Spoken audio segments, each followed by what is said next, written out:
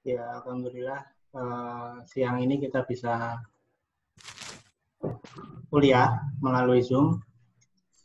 Ini kuliah kita yang pertama ya. Kuliah kita yang pertama setelah UTS. Nah, untuk itu saya akan berikan, suara saya jelas atau tidak ini? Jelas. Ya. Jelas. Baik, jadi di pertemuan kita ini di Zoom ada beberapa pengumuman yang mesti saya sampaikan ke saudara-saudara semua. Yang pertama, terkait dengan perkuliahan kita, ya saya mohon kita bisa saling memaklumi karena ini kondisinya seperti ini, jadi sebisa mungkin kita tetap kuliah dengan segala keterbatasan. Nah, khusus untuk hukum acara perdata kelas A, B, C, mata kuliah saya, kita buat simple, kita buat sederhana, tetapi tetap substansinya masih bisa diterima, yaitu saudara nanti silahkan cek di psikologi. Kelasnya sudah saya buat, kode aksesnya ini tadi ya yang saya share. Kode akses kelas C. Ini kode akses kelas C. Nah, di dalam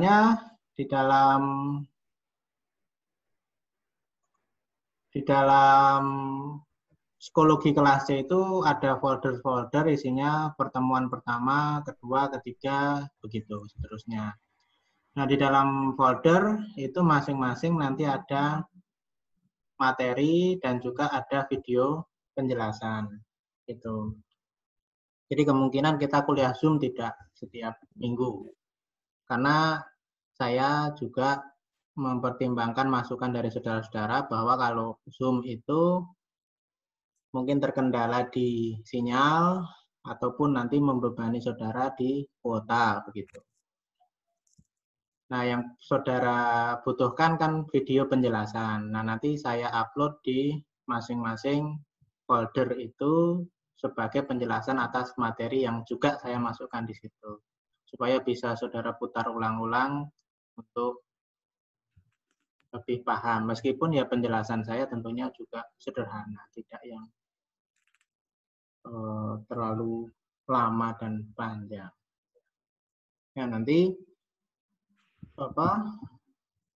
intinya seperti itu. Kemudian yang kedua terkait dengan absensi, presensi. Bahwa untuk bukti kehadiran saudara, nanti di setiap folder pertemuan yang ada di psikologi itu, di dalamnya juga ada tugas ataupun diskusi pengganti kehadiran presensi. Tapi tidak usah khawatir mengenai tugas atau diskusi itu nanti membebani, tidak. Jadi maksud saya berikan satu paling pertanyaan saja kepada saudara, yang intinya saudara punya bukti sudah meninggalkan jejak di folder itu sebagai tanda saudara hadir di pertemuan itu. Jadi nanti kalau misalnya folder pertemuan pertama di dalamnya ada materi, ada penjelasan, dan juga ada diskusi misalnya. Ya sudah, silakan dikerjakan diskusinya. Paling satu pertanyaan saja. Pendapatmu bagaimana? Atau di pertemuan kedua nanti di dalamnya ada materi, penjelasan, dan juga ada kuis misalnya. Tapi kuis itu cuma isinya paling satu soal saja, isi. Saudara jawab sebagai pengganti rekap kehadiran. Tuh. Meskipun tetap kehadiran di Zoom ini juga tetap saya perhitungkan. Ya, itu maksud saya untuk kita sama-sama saling menyederhanakan perkuliahan ini. Kemudian satu lagi terkait tugas yang kemarin saya tugaskan sebelum UTS. Ada ya? Ada atau tidak? Ada. Iya. Nah, itu kemarin saya pending pengumpulannya karena memang kemudian terjadi pandemi itu. Nah ini karena sudah pada terlanjur mengerjakan, silahkan diupload di folder pertemuan pertama. Folder pertemuan pertama sudah saya buatkan tempat untuk saudara bisa upload tugas sebelum UTS itu. Silahkan diupload sesederhana mungkin. Pakai di foto boleh, di scan boleh, yang penting tidak memberatkan. Gitu. Yang penting tidak memberatkan dan masih bisa kebaca oleh saya. Mau PDF boleh, JPEG boleh, itu yang penting. Karena itu kemarin tulis tangan ya kalau tidak salah. Ya makanya di foto saja atau di scan terserah, bebas yang saudara tidak berat. Dimana nanti kemudian diupload di situ. Nah untuk upload tugas dan juga meninggalkan jejak yang tadi saya bilang untuk presensi kehadiran pertemuan 1, 2, 3, itu saya beri waktu, nanti saya upload habis kuliah ini tugasnya untuk pengganti presensi, nanti silahkan saudara kerjakan itu sampai hari Kamis, itu 3 hari, di Selasa, Rabu, Kamis, ini kan Senin.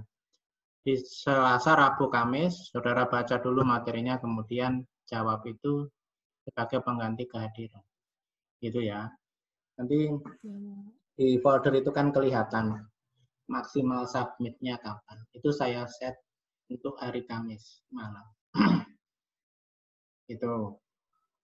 Untuk 3 pertemuan.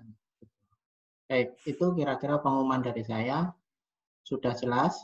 Apa mau ada yang tanya boleh?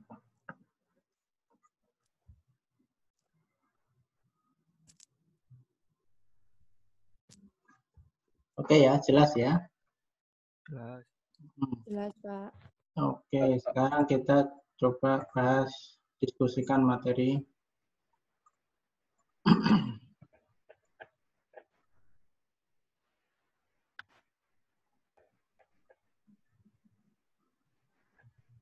Ya.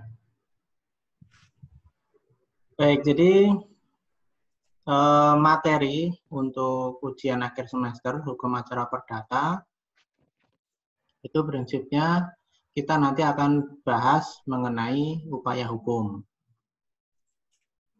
Jadi kita akan bahas upaya hukum dengan subbagian atau subbab 5 ini. Ada verset, kemudian ada banding, kasasi, peninjauan kembali, dan verset. Jadi 5 bab ini akan kita selesaikan dan jadi bahan untuk UAS. Saya lihat di kalender akademik yang dikeluarkan oleh Wakil Rektor 1 itu kita kuliah sampai 20 Juni. Di 20 Juni itu terakhir kuliah sebelum nanti UAS atau mungkin ada minggu tenang dulu. Jadi saya kira cukup waktu kita untuk menyelesaikan materi itu. Nah, langsung saja kita bahas ya, kita diskusikan bahwa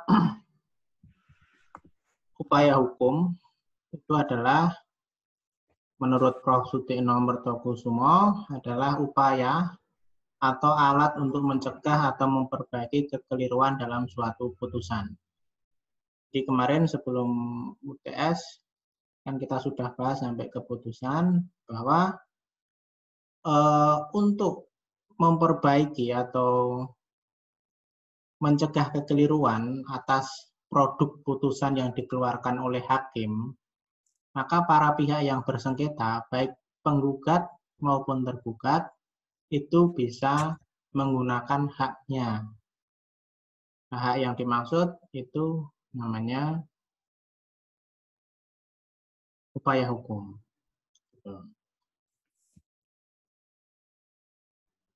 Jadi upaya hukum itu adalah hak yang dimiliki oleh pihak yang bersengketa, baik penggugat maupun tergugat, untuk dia mempertahankan haknya atau mencoba untuk meraih haknya melalui permohonan upaya hukum.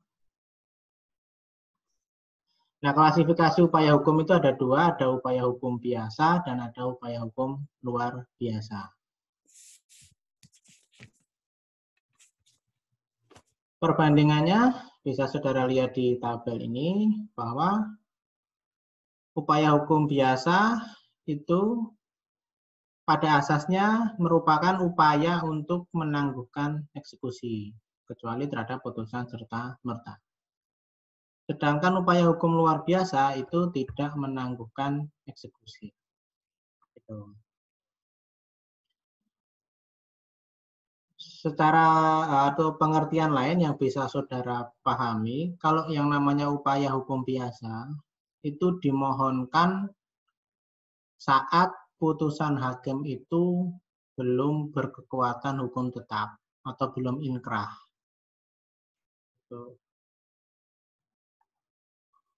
Jadi kalau upaya hukum biasa itu diajukan ketika putusan itu belum inkrah. Tapi kalau sudah inkrah putusan itu atau punya kekuatan hukum tetap, maka tertutup untuk upaya hukum biasa. Dia biasanya mengajukan upaya hukum luar biasa. Nah, upaya hukum biasa itu macamnya ada 3, itu ada perlawanan atau berset, kemudian banding dan kasasi. Sedangkan upaya hukum luar biasa itu ada peninjauan kembali atau PK dan perlawanan pihak ketiga atau den berset. Nah, inilah yang nanti kita bahas. Dengan ini peninjauan kembali.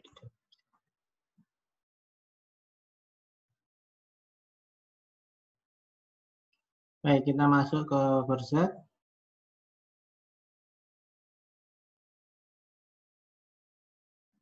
Apa itu berset atau perlawanan? Jadi berdasarkan pasal 129 ayat 1 HIR bahwa terhadap putusan berstek itu bisa diajukan upaya hukum berupa perlawanan atau berset. Disebut juga berset taken berstek atau perlawanan terhadap putusan berstek. Gitu. Jadi apabila tergugat dijatuhkan putusan berstek, sedangkan dia keberatan terhadap putusan tersebut, maka dia dapat mengajukan upaya hukum namanya berset, bukan upaya hukum banding. Jika diajukan upaya hukum banding, maka upaya hukumnya menjadi cacat formil dan tidak dapat diterima. Oke. Nah, sebelum memahami ini secara jelas, tentunya saudara mesti mengingat kembali apa itu putusan berstek.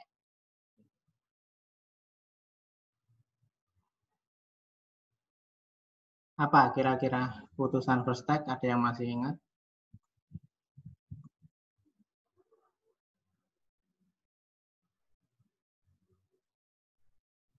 Putusan yang diberikan oleh hakim karena salah satu yang bersengketa tidak hadir. Ya. Ya, itu tadi Mbak Dania, dia memberikan pendapat bahwa putusan berstek itu adalah putusan yang diberikan oleh hakim apabila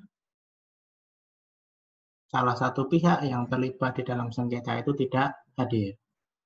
Bisa penggugat ataupun tergugat.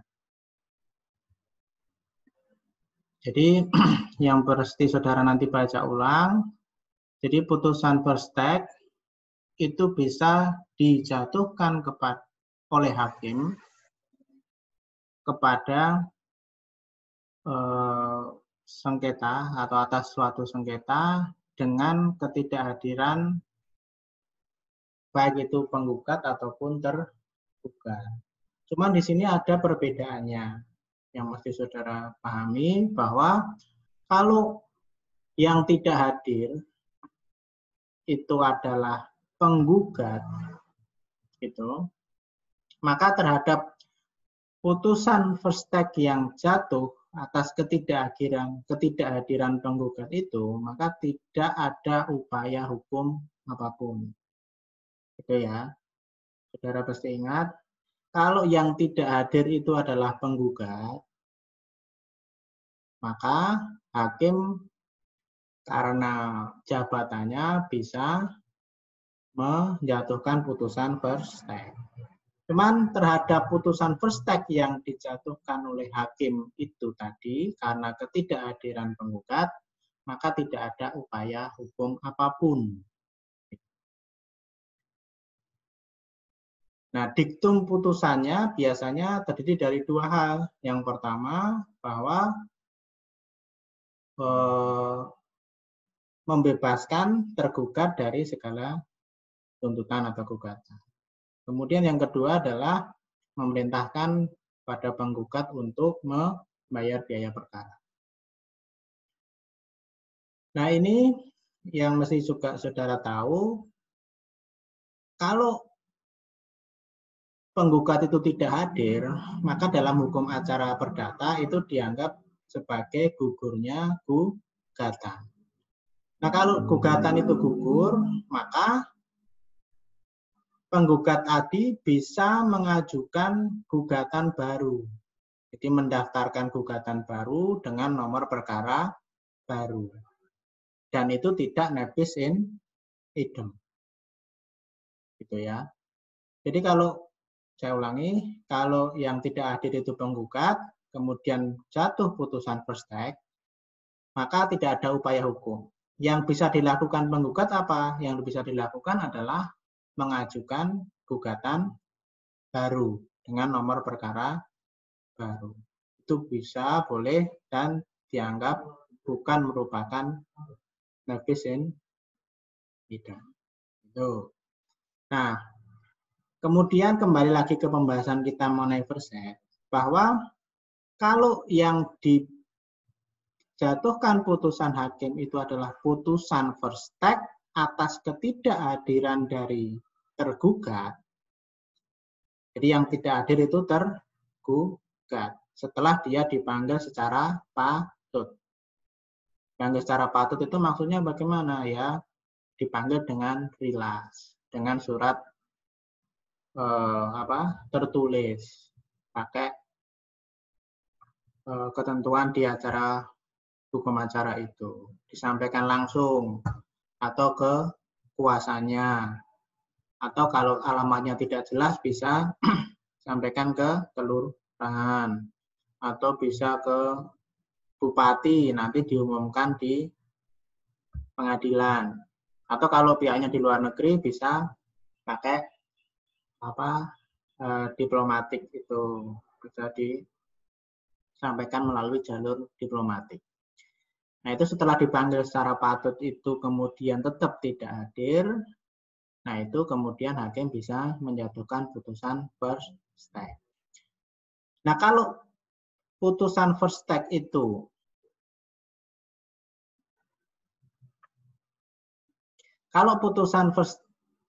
itu dijatuhkan karena ketidakhadiran tergugat, nah ini ya, apabila tergugat dijatuhkan putusan first take, kemudian dia keberatan, maka dia bisa mengajukan upaya hukum yaitu berset, bukan upaya hukum banding. Nah, ini yang pemahaman awal yang mesti saudara pahami itu.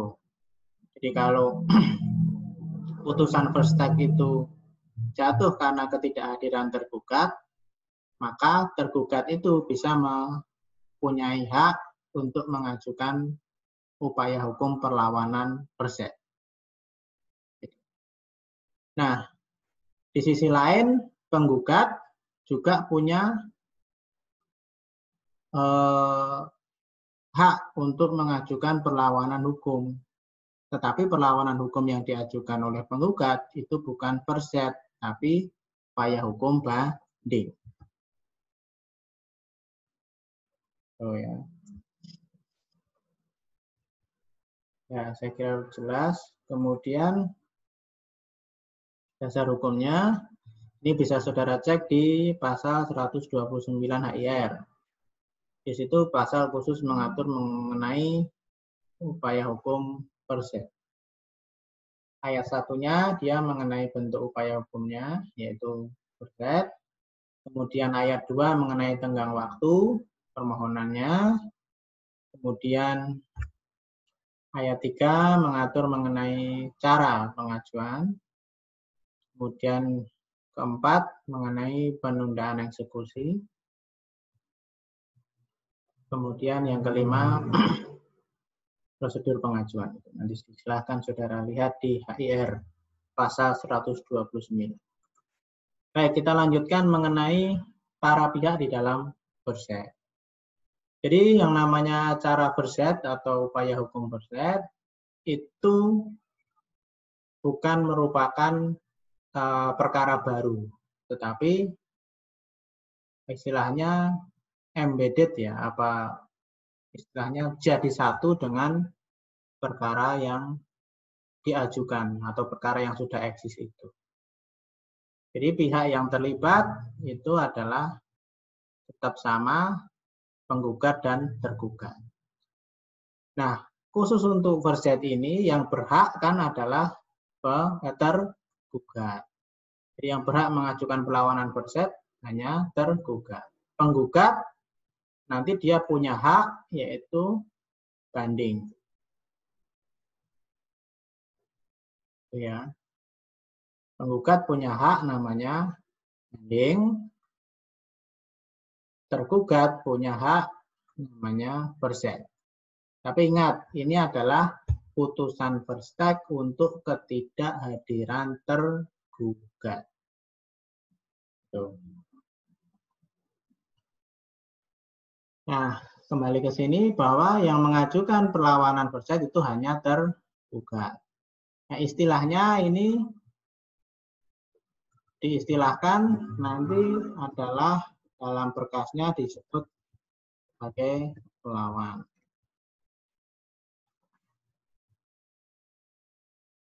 Di dalam berkas memori verset itu nanti istilahnya pelawan, itu adalah tergugat asal. Sedangkan yang ditarik sebagai terlawan itu adalah penggugat asal. Tuh, jadi pihaknya yang dalam verset itu ya tetap sama tergugat dan penggugat. Tergugat sebagai pelawan, sedangkan penggugat sebagai terlawan dalam acara verset ini. Kemudian yang penting lagi adalah perluasan hak terhadap tergugat. Jadi kalau tergugat itu misalnya terjadi sebuah peristiwa hukum, misalnya meninggal, maka dia bisa digantikan oleh ahli warisnya. Atau kalau dia menggunakan kuasa, bisa diajukan oleh kuasanya, pengacaranya.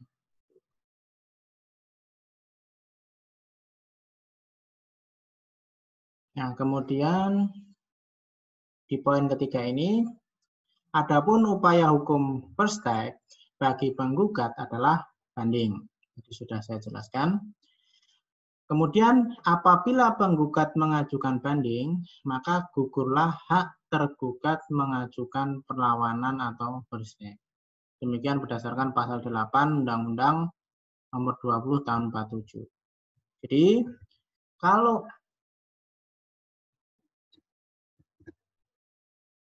ada sebuah putusan first step dan kemudian penggugat itu mengajukan banding atas putusan first step itu, maka tergugat hilang haknya untuk mengajukan perlawanan atau first step. Keadilannya bagaimana ini terkait dengan ini? Ya tentu saja bisa kita logika. Kalau putusan first step itu kemudian jatuh dan penggugat mengajukan banding, tentu saja ini keputusan first step itu menguntungkan bagi tergugat.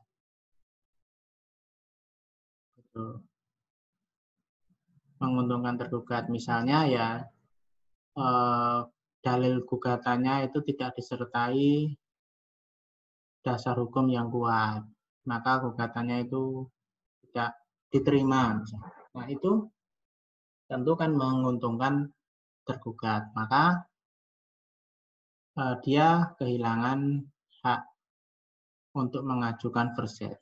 Kalaupun dia tidak kehilangan, kemungkinan tidak mengajukan karena putusan ini menguntungkan bagi tergugat, tapi merugikan penggugat. Oleh karena itu, hukum acara memberikan kesempatan bagi penggugat untuk mengajukan banding.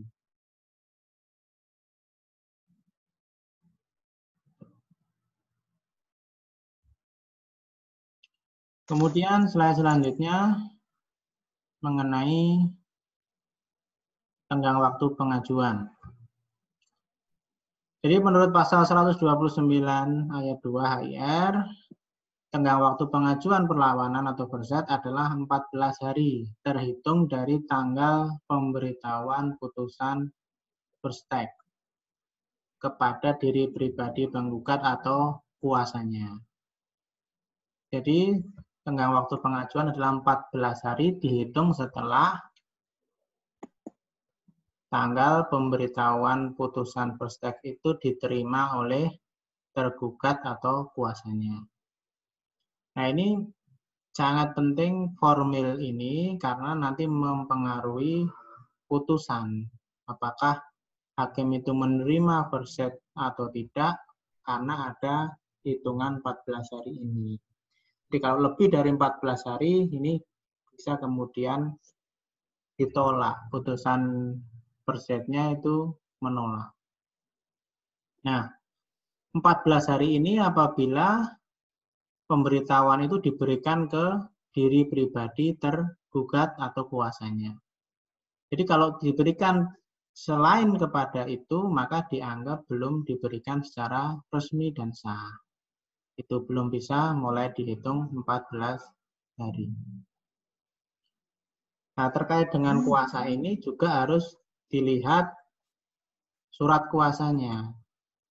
Kalau dalam surat kuasa yang ditandatangani oleh tergugat untuk pengacaranya misalnya, itu tertulis di situ kewenangan penerima kuasa untuk menerima pemberitahuan putusan, nah maka itu diberikan ke kuasanya boleh. Karena di surat kuasa sudah termaktub klausul untuk melakukan perbuatan hukum itu, menerima pemberitahuan putusan. Tapi kalau dalam surat kuasanya tidak lengkap, tidak menyebutkan itu, maka pemberian putusan ke kuasa itu belum bisa dianggap sudah diberikan atau memenuhi pasal 129 HIR ini.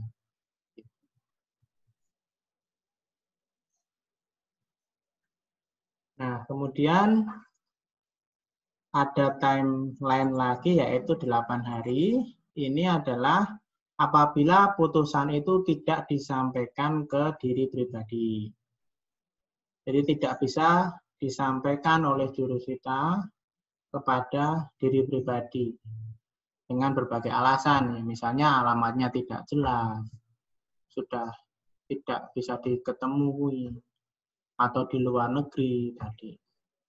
Artinya itu disampaikan lewat orang lain, maka jangka waktunya tidak 14 hari, tetapi verset masih bisa diajukan sampai hari ke-8 sesudah an-mani. Jadi waktunya adalah H+8 setelah an-mani. Kemudian apabila tenggang waktu tersebut dilampaui, maka akibatnya apa? Gugur hak tergugat mengajukan perlawanan.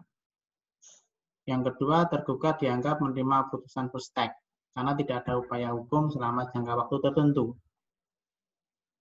Kemudian terhadapnya tertutup upaya hukum banding dan kasasi ya, karena itu tadi sudah sudah berkekuatan hukum tetap.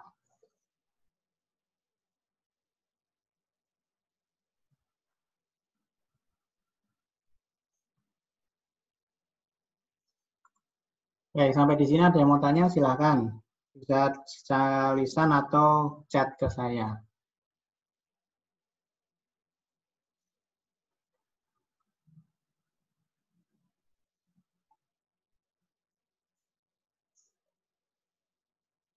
Ini ada yang chat, kok nggak ada suaranya. Sudah ya? Suara saya jelas kan? Jelas, Pak. Sudah jelas, Pak. Yes, Pak. Ya. Nanti recordingnya, record dari ini, Zoom ini saya upload di psikologi di pertemuan pertama. Gitu ya. Ada yang mau tanya dulu? Boleh.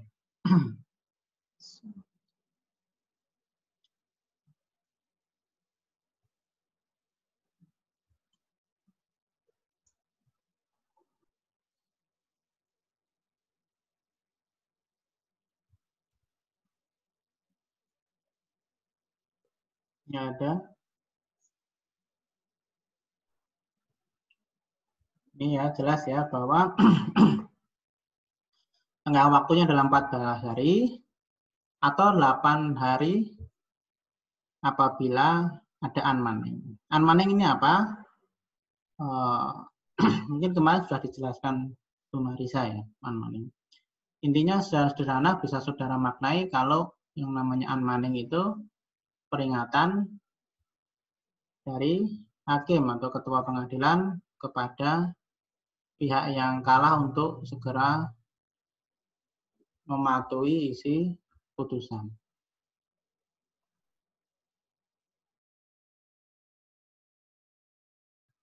Jadi kalau misalnya ini biasanya kalau unmanning itu kan ada sidang insidental.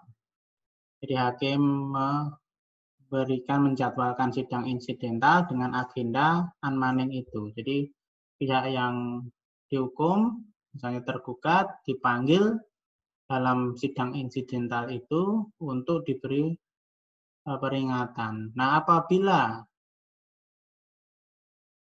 di dalam sidang insidental itu tergugat itu hadir, maka jangka waktu dia boleh mengajukan upaya hukum verset itu jadi mundur 8 hari setelah unmanning itu.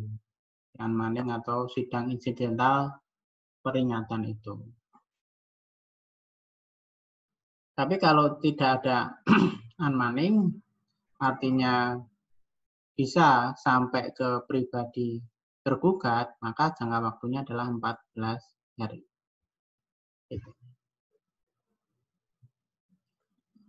Kemudian lanjut ke proses pemeriksaan. Poinnya adalah yang pertama, perlawanan diajukan kepada pengadilan yang menjatuhkan putusan first step. Jadi putusan first step ini atau upaya hukum first step ini bukan merupakan perkara baru, tetapi dia melanjutkan perkara yang sudah ada. Maka kalau yang menjatuhkan putusan first step itu pengadilan negeri Surakarta, ya dia perlawanannya itu dimohonkan diajukan ke PN Surakarta.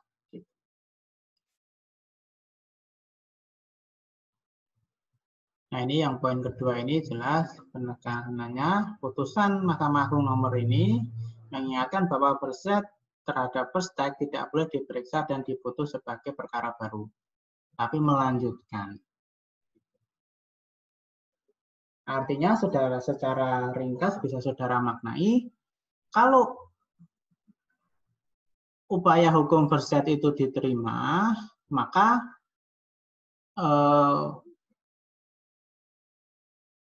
proses acaranya berlanjut seperti hanya proses acara biasa.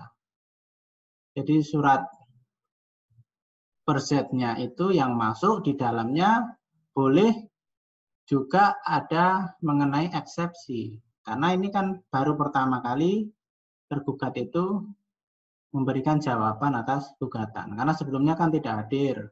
Nah, karena tidak hadir kemudian diputus first take. Setelah diputus first take, dia baru kemudian mau berupaya melalui first set. Nah, memori first set ini kan awal pertama kali tergugat itu memberikan jawaban terhadap penggugat. Maka di dalamnya boleh termasuk juga materi eksepsi, misalnya mengenai kompetensi relatif atau absolut dari pengadilannya, gitu boleh.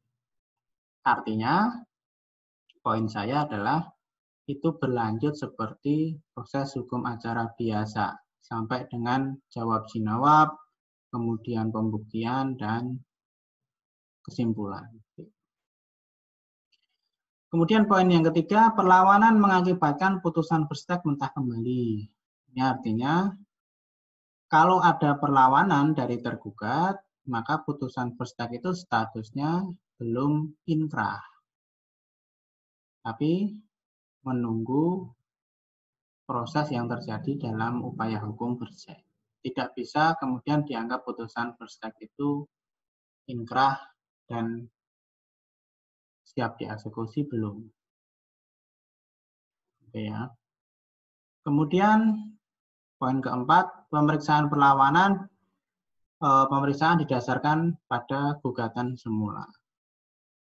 Makanya tadi istilahnya pelawan garis miring tergugat asal. Terlawan dalam tanda kurung atau garis miring penggugat asal. Kemudian proses pemeriksaan dengan acara biasa, ya artinya menggunakan prinsip-prinsip acara perdata biasa. Kemudian surat perlawanan sebagai jawaban tergugat terhadap dalil gugatan. Jadi surat perlawanan atau surat verzet itu dapat dianggap sebagai eksepsi atau jawaban tergugat terhadap dalil gugatan. Kemudian tadi proses pemeriksaan, sekarang putusan perlawanan. Jadi putusan verzet itu merupakan produk kedua. Ini prinsip. Maksudnya apa? Bahwa dalam satu perkara tersebut, hakim kan sudah mengeluarkan dua produk. Produk yang pertama adalah putusan first take, karena ketidakhadiran dari tergugat tadi. Nah, setelah itu apabila ada upaya hukum verzet, maka hakim akan menghasilkan produk yang kedua namanya putusan verzet.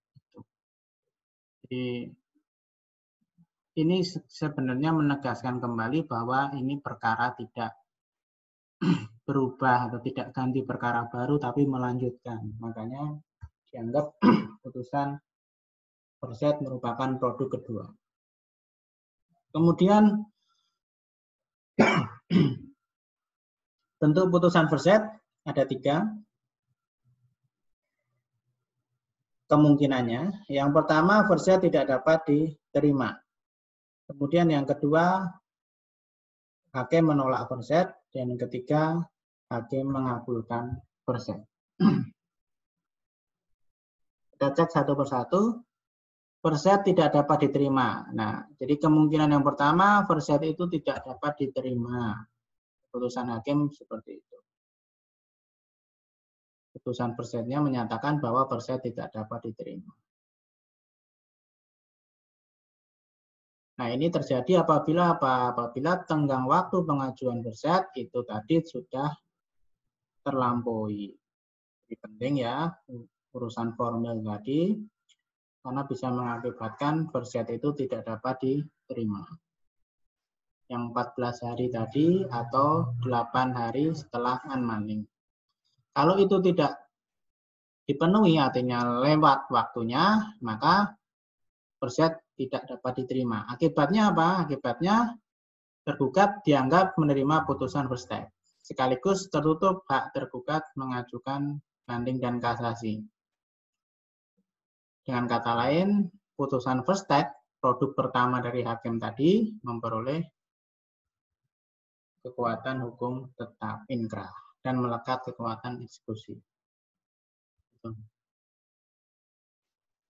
Kemudian kemungkinan yang kedua, berzat itu ditolak atau menolak berzat. Ini terjadi apabila pelawan atau tergugat asal tidak mampu melumpuhkan dalil lawan. Maka putusan first take adalah tepat dan benar. Jadi dalam eksepsinya dan proses selanjutnya itu tergugat asal atau pelawan itu tidak bisa membuktikan, tidak bisa memberikan keyakinan pada hakim, maka dianggap putusan first take itu sudah betul. Nah, nanti diktum putusan first take-nya bisa dua macam ini. Bisa menguatkan putusan first take, atau yang kedua menguatkan dengan perbaikan.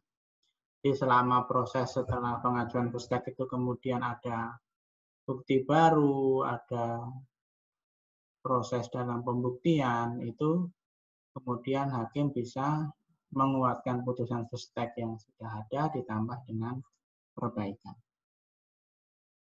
Kemudian yang ketiga, mengabulkan perlawanan.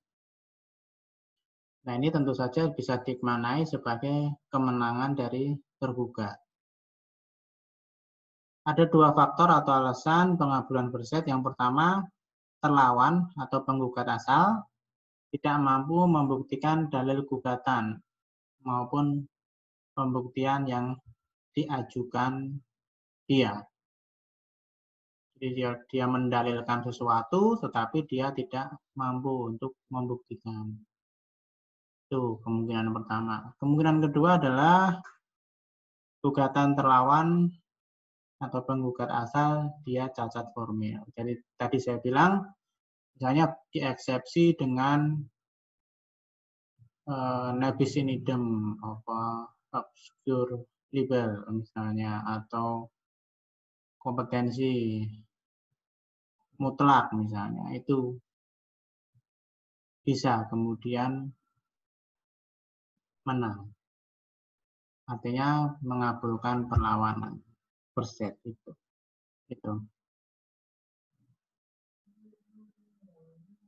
Kemudian ya, jadi tiga itu ya kemungkinannya: berzat tidak dapat diterima, kemudian menolak berzat, atau mengabulkan berzat.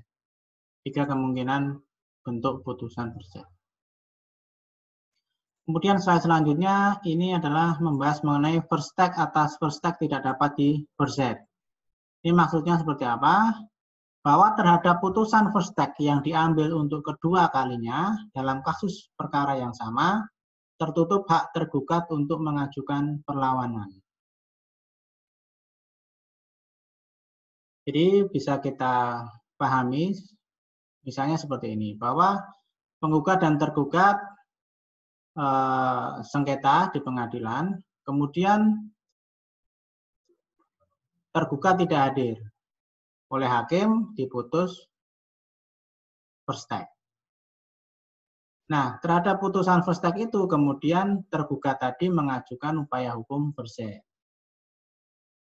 Oke, upaya hukum yang diajukan memenuhi syarat formil, artinya sebelum 14 hari sudah diajukan dan lain sebagainya. Akhirnya diagendakan untuk sidang selanjutnya, yaitu itu tadi penyampaian surat berzat.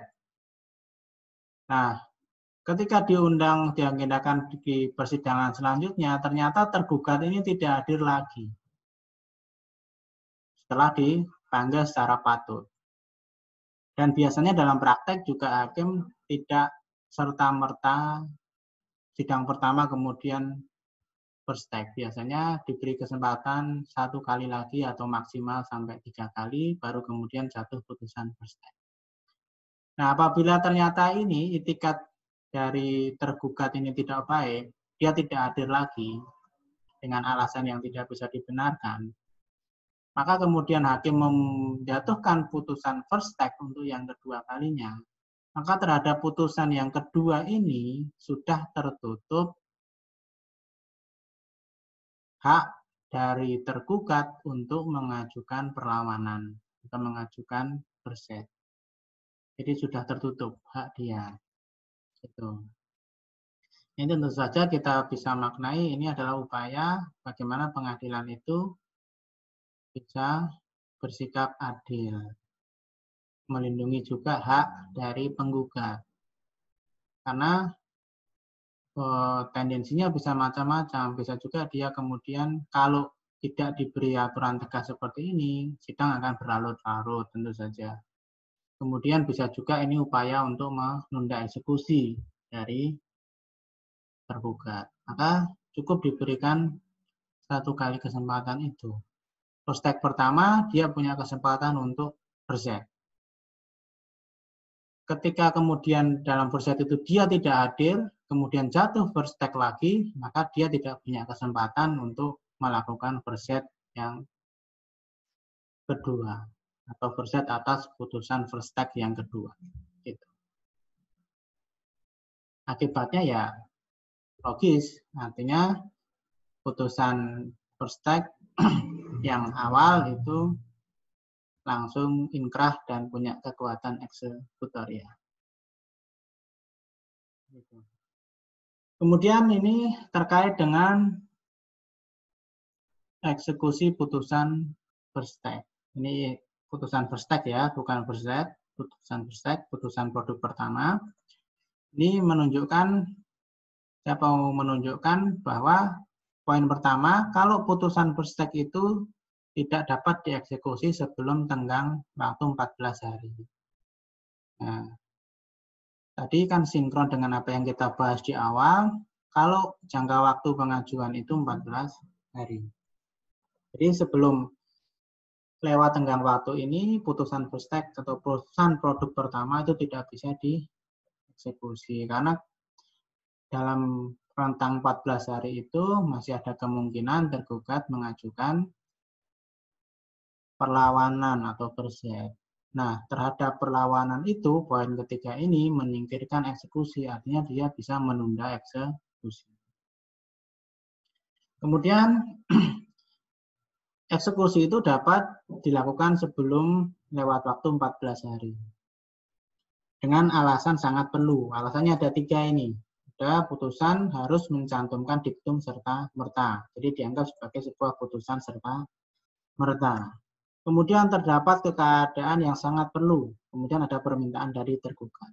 Nah, poin B dan C ini tentu saja sangat abu-abu, sangat multitafsir. Nah, ini dibebankan kepada hakim supaya dia bisa memberikan istilahnya pertimbangan-pertimbangan yang matang. Biasanya kalau hakim itu sangat yakin bahwa tergugat itu tidak akan melakukan first take, tidak akan melakukan first, maaf. Jadi atas putusan first take itu sangat minim kemungkinannya tergugat melakukan first take, maka bisa jadi ini dapat dieksekusi. Tapi syarat A, B, C di atas itu adalah kumulatif. Harus memenuhi 3-3-nya. Gitu.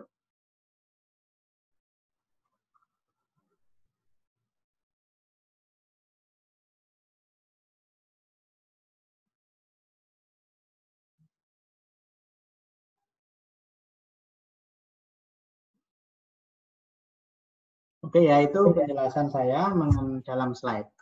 Kemudian ini ada pertanyaan. Pak boleh nanya, tadi sebenarnya penggugat boleh mengajukan gugatan ulang tanpa kena nebis in idem atau banding ya Pak? Nah, ini saya jelaskan awal ya, mungkin masih ada yang bingung.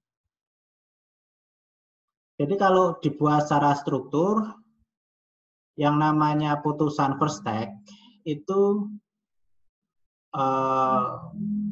bisa dijatuhkan oleh hakim karena dua kondisi. Yang pertama, penggugat tidak hadir. Jadi penggugat tidak hadir, maka kemudian hakim menjatuhkan putusan first take. Nah, terhadap putusan first take yang dijatuhkan oleh hakim karena ketidakhadiran dari penggugat, inilah yang kemudian dalam hukum acara perdata dianggap sebagai gugurnya gugatan. Karena dianggap sebagai gugurnya gugatan, maka tidak ada upaya hukum apapun terhadap putusan itu. Yang ada adalah penggugat tersebut bisa mengajukan sebagai perkara yang baru.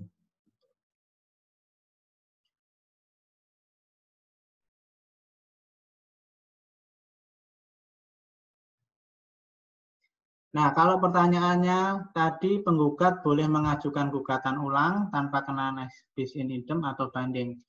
Kalau penggugat itu boleh mengajukan gugatan ulang tanpa kena nebis in idem, itu kalau putusan first take itu terjadi karena ketidakhadiran dari penggugat. Kalau putusan first take itu terjadi karena ketidakhadiran dari tergugat, maka penggugat itu bisanya mengajukan banding. Gitu ya, jelas ya. Kemudian ada pertanyaan lagi. Oh ya, untuk pertanyaan, kalaupun tidak sempat disampaikan di Zoom, bisa disampaikan melalui psikologi. Jadi materi mana yang saudara belum jelas, masuk di pertemuan mana, folder mana, di dalamnya silahkan buat pertanyaan. Boleh. Ini ada pertanyaan, apakah antara banding dan perset ini ada ciri khas tersendiri selain dari pihaknya? Ya, tentu saja acara atau permohonan perset dan banding itu masing-masing punya ciri khas tersendiri. Nah, ciri khas itu bisa saudara bandingkan mulai dari pihak yang terlibat, kemudian jangka waktu, tata cara pengajuan. Gitu. Itu biasanya ini juga ya. Itu bisa sangat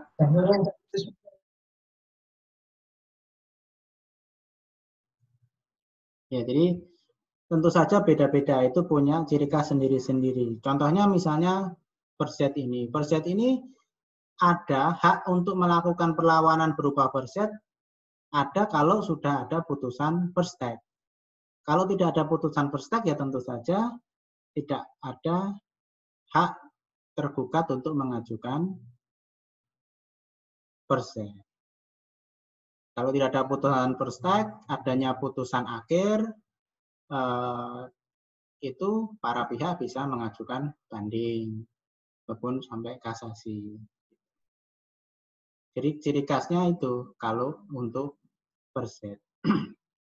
Jadi putusan perset atau perlawanan ini hanya bisa dimohonkan atas putusan first take, tidak putusan yang lain.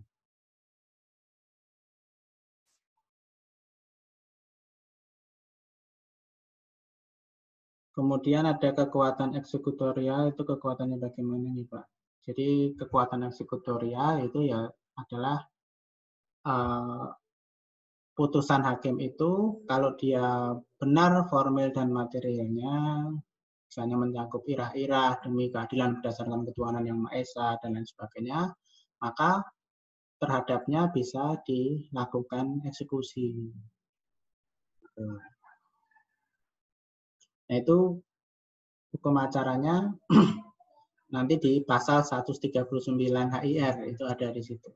Nanti kita bahas, sebenarnya itu salah satu materi di akhir. Jadi kekuatan eksekutorial itu ya secara sederhana bisa kita maknai kalau putusan hakim itu sudah inkrah, sudah punya kekuatan hukum tetap, maka bisa diperintahkan atau hakim ketua PN bisa memerintahkan untuk melakukan eksekusi paksa. Kalau tergugat itu tidak mau secara sukarela menjalankan isi putusan itu. Itu kemudian sudah.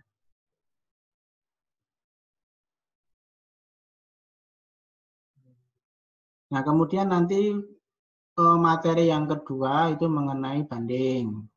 Kemudian materi yang ketiga mengenai kasasi. Nah, itu nanti saya berikan penjelasan melalui video. Video nanti saya upload di psikologi.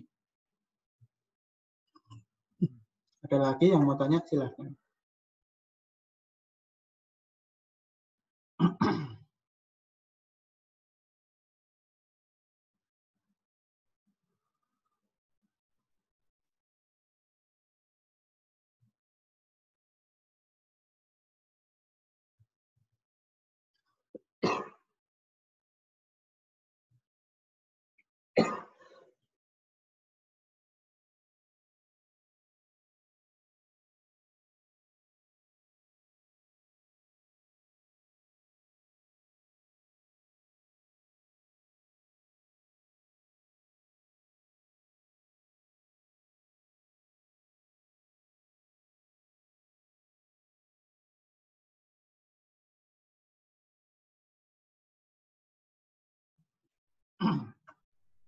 Oke, ada lagi yang ini ada yang tanya.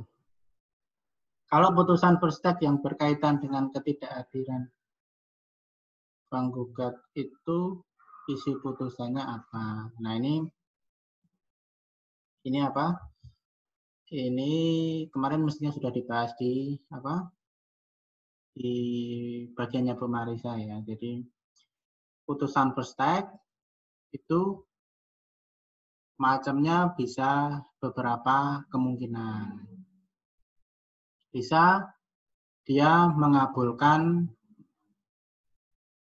sebagian gugatan. Jadi kalau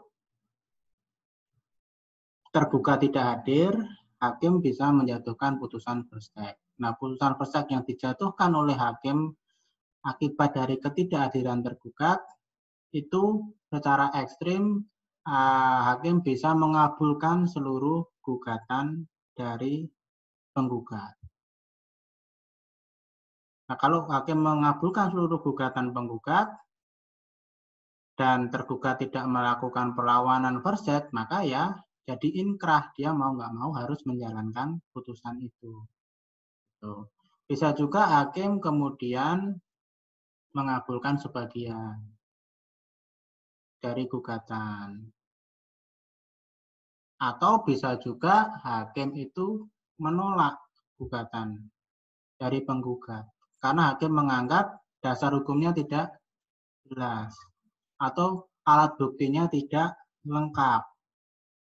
Misalnya penggugat mendalilkan telah terjadi jual beli tanah. Dia tanpa melampirkan alat bukti yang lain, akta jual beli ataupun perjanjian-perjanjian yang pokok, maka kurang alat bukti bisa digugurkan. Nah, itu macam-macam putusan first step.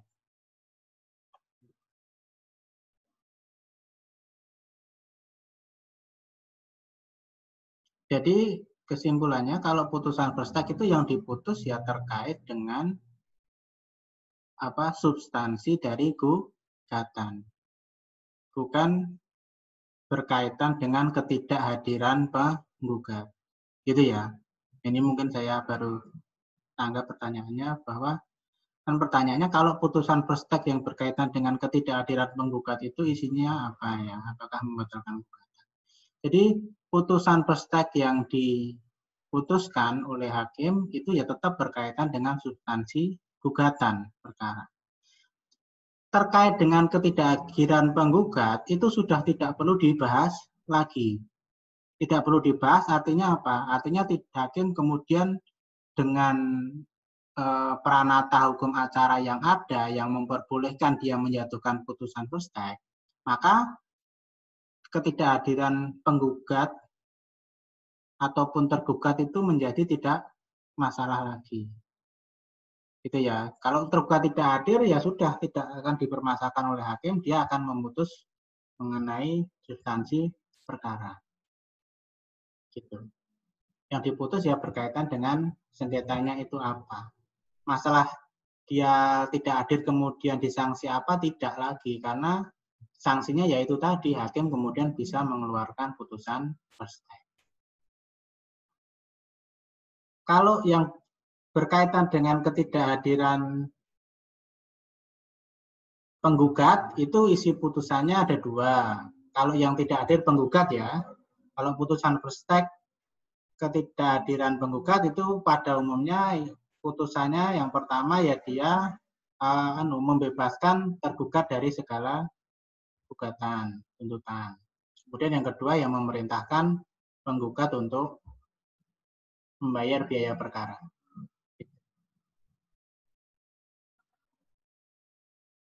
Oke ya, saya kira sudah terjawab pertanyaannya. Ada lagi?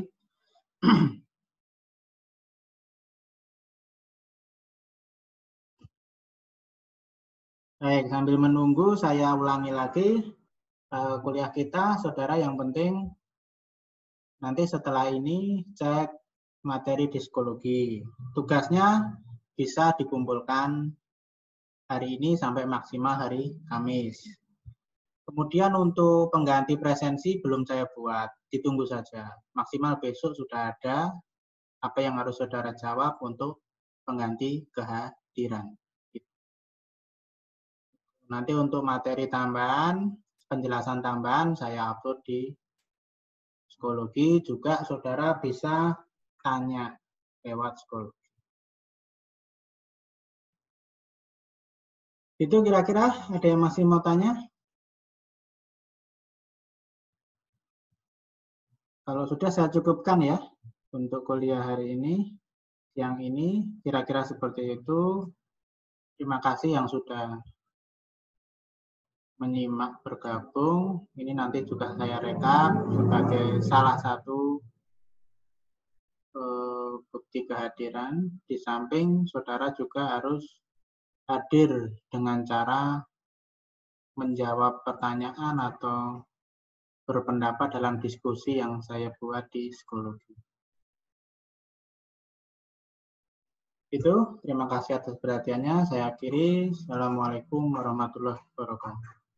Waalaikumsalam warahmatullahi wabarakatuh. Terima kasih Pak Andri. Ya, sama-sama. Wabarakatuh. Terima kasih banyak Bapak.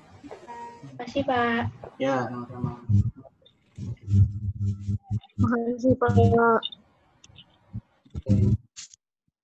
Terima kasih Pak. Ya.